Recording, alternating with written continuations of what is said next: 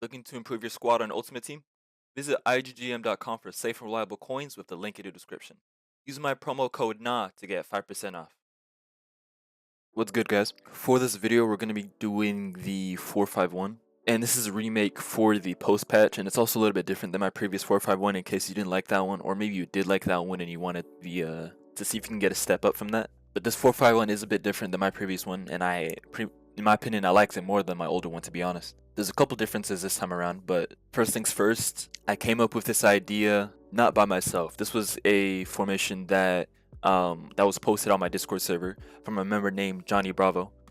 This isn't the exact same as his, because I took inspiration from it more than anything.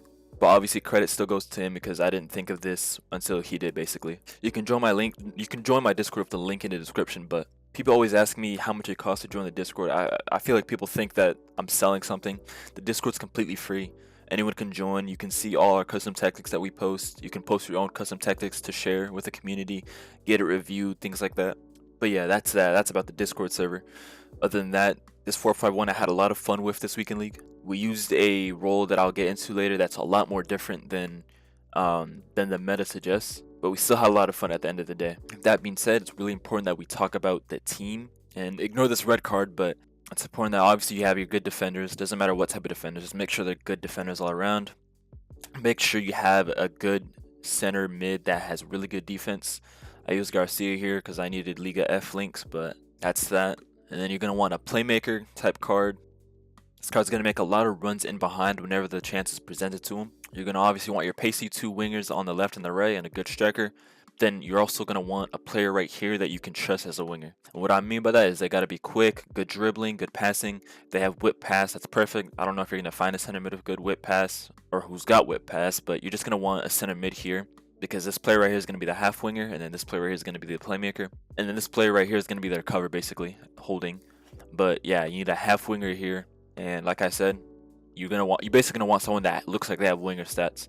Now I used Williams here, and I wouldn't say she was the best option, but she had good dribbling, so I was able to work with it. But if you can get a card that's way better than Williams, then be my guest, because you're gonna want to play with really good pace. They're gonna be making a lot of good runs that open up the wide channels. So yeah, it's really good, really important that you're stacked in that area.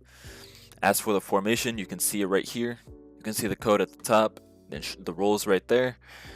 Now we're using balance this time around primarily because I realized that if you're gonna even have a half winger, you're gonna need balance for the most part, because balance basically slows down their build up a little bit.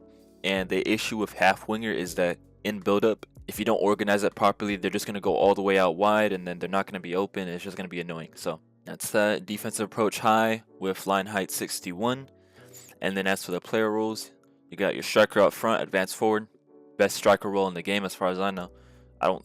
There used to be poacher, but not really anymore. Poacher's not really that versatile. Then you have that holding center mid like we said earlier. This player is going to be sitting back. And the difference between a holding center midfielder and, let's say, you know, the 4-1-4-1 that has a CDM that you can place on holding or deep line playmaker, is that the holding is more responsible for covering his fellow center mid's defensive contribution, while a CDM is more focused on just guarding the defensive line to begin with.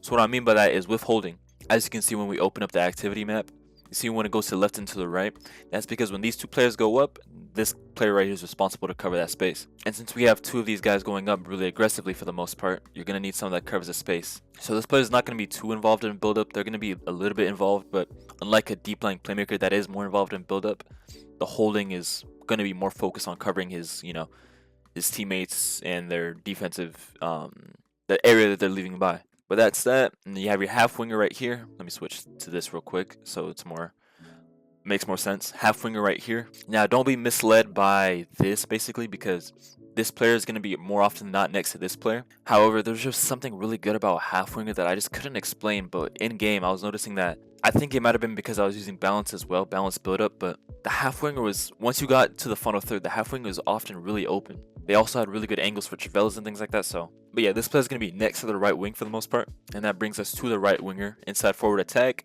and then the left winger also inside forward attack. Now we use attack instead of balance because the issue with the left mid and the right mid position in game is that if you don't put them on attack, they're basically just wide midfielders at that point, because they're so focused on sending the final ball instead of just opening up for the chance to shoot themselves. You'll notice that in game, if you put them on balance, they're not going to bomb into the box at all for the most part. They're going to be sitting at the edge of the box, and that's useful if you're playing maybe with 2 strikers up front. But we're playing with only 1, and having only 1 player that you can trust to be inside the box is not very reliable, as far as I'd say. But that's you have your playmaker right here, and the time that you're gonna really like this player is when they're making their runs in behind, and that's gonna be when this player isn't, which is why we're using balance, because if we were using counter, then this player and this player on attack would be bombing forward, making a lot of runs. Well, on balance, they're still gonna make a lot of runs, but there's gonna be moments where they're out wide, they have the ball by the touchline. This player's gonna make that run into the half space in the middle, and you can get a good opportunity that way. But that's that. And then you might notice right here our defense looks a little asymmetrical. You have your fullback on balance on one side, fullback on defend on the other, and there's one specific reason why we do that, and that being I found that this was a pretty good way to counter people that send a lot of through balls to the middle. And what I mean by that is the fact that in transition, you're going to have situations where the striker on the other team is going right down the middle. Boom, this player right here is going to be a center defender, like a literal center defender. And he's going to be able to close them down, and even if they get the through ball off, as long as this player is quick enough, they'll be able to win the ball back, or at least prevent the striker from getting a clear-cut shooting opportunity. Because there's nothing more annoying than when they send a through ball to the striker, and then your left center mid and your right center mid are just too spaced apart and they can't catch up. So I found this to be a pretty good way to counter that, and it's also pretty useful to have this player out wider a little bit, primarily because they can offer a little bit more support. And what I mean by that is when this player goes up, this player right here is almost like a half or a false back. Even though they're not actually a false back, this player still goes up a little bit, and not too much to the point where there's like a risk of a counterattack. They just go up like a little bit, so they're almost like a wide CDM. But yeah, that's that. And then just to point out real quick, I stopped using sweeper keeper, to be honest. I was noticing that sometimes I was just getting chipped in game for no reason, even if I wasn't bringing out my keeper. So yeah, I personally stopped with sweeper keeper, but this is personal preference. We made that switch from the half winger from the playmaker roaming. If you remember my old 451, the big notable difference is the fact that we went from the playmaker roaming to half winger now.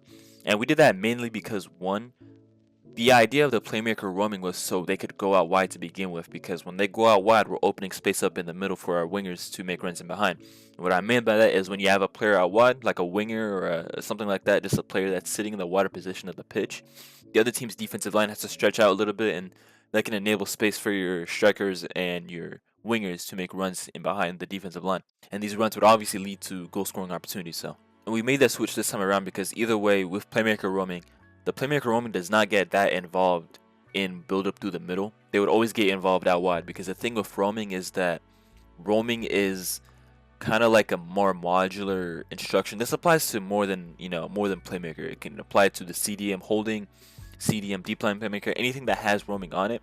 And all roaming does is it has like a certain AI to it where it tries to assume where it needs to be. And with playmaker roaming, you would notice that the winger or the playmaker would always go wide. That's because it would figure that it needs you need width, because maybe there's just not enough space down the middle. So we decided, we were just like, what, let's switch to half winger, because either way they're gonna be out wide, so it doesn't matter. But yeah, I had a lot of fun. Half winger plays a lot differently than a lot of the other roles. It's a pretty unique role, so I was having a lot of fun in game with it. If you guys have any other questions, or if there's any other formations you guys want me to try, go ahead and leave a comment. Other than that, like, subscribe, and that's all.